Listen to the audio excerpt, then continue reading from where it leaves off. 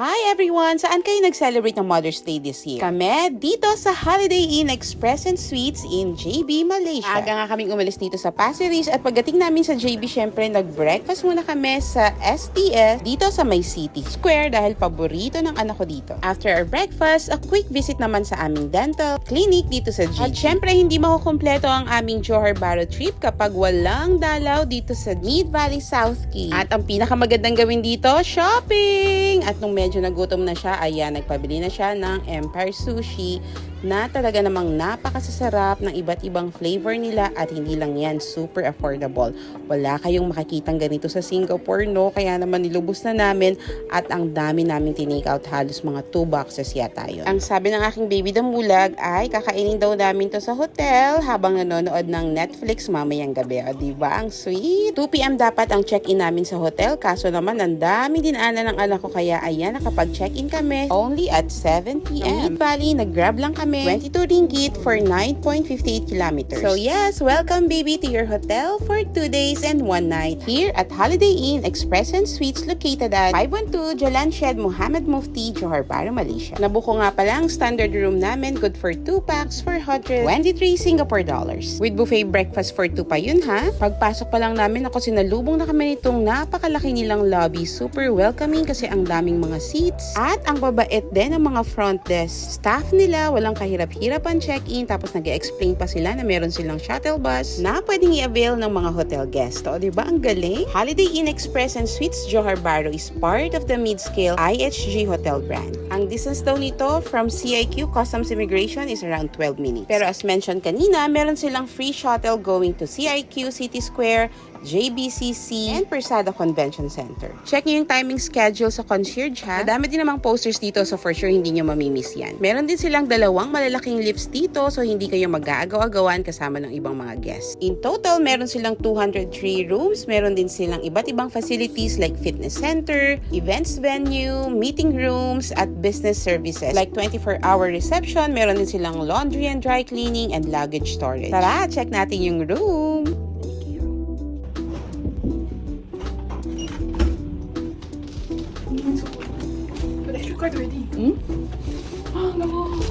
First impression, nako, napakalinis ng room namin. Pagpasok namin, sobrang lamig na kasi nakaset up na yung aming aircon. At napakabango din ang aming room. Meron kaming 2 single bed at kita nyo naman ako, humiga na agad ang aking baby damulag. Fully carpeted din ang room as you can see. At hindi rin obstructed ang aming view. Tingnan nyo. Aha. 7 o'clock na pero hindi pa rin nagsasunset, no? And tour ko pa kayo, meron kasamang flat screen TV, may safe din, wifi, meron kaming fridge, tapos meron ditong batang aliw na aliw sa aming open cabinet. Oh. May complimentary water na rin yan, coffees and teas. Then gustong-gusto ko yung design dito, oh, nakahiwalay yung sink dun sa bathroom at saka sa shower. May centralized aircon control. At ito pa yung maganda, nakahiwalay din yung toilet with bidet. Kita nyo, ay, ang ganda, ang linis. At itong shower with may pa-rainfall effect pa yan. Hindi pa nga natatapos ang aming room tour nang makita ko na ang isang batang nandito sa sulok sa aming desk. At, huli ka! Kumakain na po siya ng kanyang sushi. Walang tigil. Nanood lang kami ng isang movie. Pagkatapos ayan, nagutom na naman si Godzilla at nagpa-order nga siya sa Grab. And in fairness, ang sasarap ng mga in-order namin, pati na tong aking soya bean curd na may syrup. Naku, sarap. Good morning! Good morning, baby! Wakey, wakey! Wakey, wakey, my love! Ano? Tulog pa yan? Laki ng room namin. It's 9 o'clock in the morning. Good morning. Mag-breakfast kami. At sisimba na dito para mamaya ay hindi na kami sisimba sa Singapore. Ang sarap ng tulog namin. Pero kailangan ko nang gisingin na aking prinsesa dahil hanggang 10 a.m. lang aming buffet breakfast. At tara, samahan nyo naman kaming mag-ikot-ikot at papakita namin sa inyo kung ano yung mga spread dito sa Holiday Inn. Yung unang nadaanan namin, yun yung mga porridge. Dito naman yung mga bread and pastry station nila. At syempre may mga ready to eat na. This was a Sunday at ito talaga yung Mother's Day mismo. Kaya naman ako, napakadaming tao. Dito sa side na to yung mga cereal, milk at saka mga juice. Dito naman sa kabilang side, ang mga nasi lemak section. Meron din sila dito ng mga curry, stir-fried vegetable at saka mga boiled egg na ready to eat na din. Madami din sila mga coffee machine. Siguro 3 yata yung nakita ko pero sa daming tao na you have to queue. Pati parang mabagal silang mag-replenish ng mga glasses at saka mga cups kasi sobrang dami talagang tao nung araw na to. Marami din pala silang iba't ibang klaseng dim sums and fruits. So overall, nag-enjoy talaga kami. After our heavy breakfast, it's time to give thanks to the Lord. 10 minutes away from our hotel is the Church of the Immaculate Conception. Ang lapit lang, no? So yan, nagsimba na kami dito para pagdating namin sa Singapore mamaya kahit gabihin kami ay wala na kaming magiging problema. At 12:30 PM bumalik na kami dito sa room kasi mag-check out na kami ng 1 PM nang makita ko na naman may kumakain na naman sa sulok. Ibang pwesto nga lang.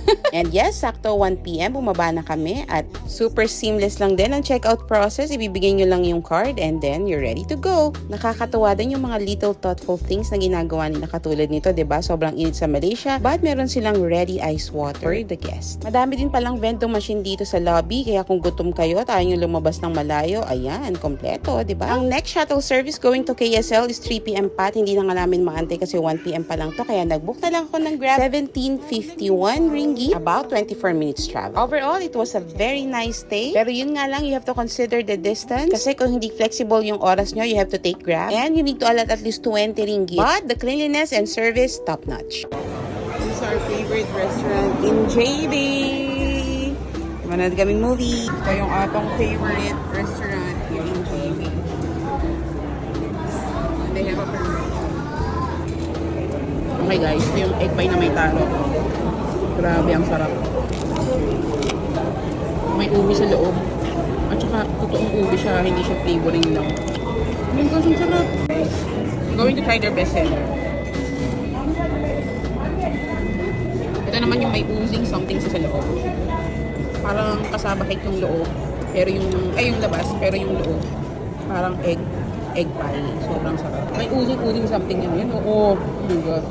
Chansey Coffee, oh, we love you so much. Ang sarap ng mga food nyo, panalo. After our delicious lunch, ayan, naghanap naman kami ng pamalit dun sa nawala niyang eyeglass. And JB's the perfect place kasi hindi lang maganda yung quality, sobrang affordable din. Mag-grocery na sana ako sa Lotto Supermarket nang nakita niya yung mga claw machine at sinabi niya, Mami, try muna natin to. Aba, kalain niyo ba nanalo pa kami na? Labubu, pero ayaw niyo yun kaya pinapaltan niya ng capybara. Minsan talaga yung happiness hindi niyo makikita sa mga magagarbong material na bagay. Nasa oras na ginugugol niyo talaga sa mahal niyo sa buhay. At 7 PM, ready na kaming bumalik sa Singapore. I hope you enjoyed our little celebration, baby. Thank you for giving me the joy of being your mother.